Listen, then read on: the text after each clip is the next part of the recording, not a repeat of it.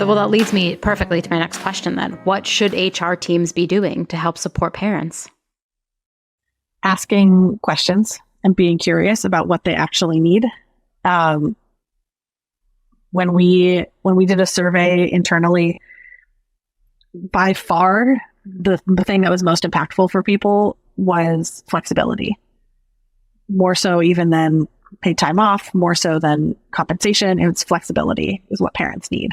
But I don't claim to know everything about every caregiver demographic and how that's represented at every company. So start by ask the questions and actually be curious about the answers. Engaging in that dialogue helps you create programming or opportunities that are going to be right for your organization and your employee population. But again, it's a pretty much a given that flexibility is going to be somewhere near the top of the list. And who doesn't benefit from flexibility, right? Like everybody benefits from having more autonomy and more flexibility in their work. And so thinking about how do you actually make that feasible for your organization, whether you are completely remote and asynchronous forward, or you're all co-located in one office space, how can you actually build more flexibility into the way you work? And you have to be really intentional about it and think about it not just from an HR policy lens, but from a practicality and practice standpoint. I think a lot of times in HR, we get relegated to this like policy role and are less involved with the actual practical application and stickiness of the policies. And that's where manager training, that's where employee training, that's where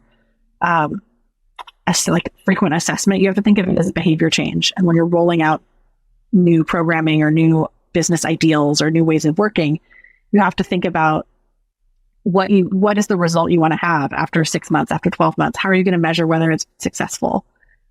It's not just about HR sending an email saying, choose your own hours. Now we have flexible work. Because then what happens is people don't do it consistently. And some teams do it better than others. And on teams where it's not going so well because they, for whatever reason, they don't have the right framework, then they start to say, well, flexible work doesn't work. And that's because they were unsupported in their process of rolling that out, right? So thinking about what will actually work for your organization and putting something in place that is like specific to the work that you need to get done and making it custom by team or making it adaptable by team. And HR being that support and like supporting the managers and kind of holding their hand through the rollout with the goal of making it successful. The goal shouldn't be like, right away, everyone can just do this on their own because it's behavior change. Behavior change is hard. Yeah, flexibility it's a really interesting one. And like what you said about changing behaviors, also very hard. And you would think like us going through a global pandemic would make us like, I don't know, a little bit better at these types of things, but it's not, but we're not.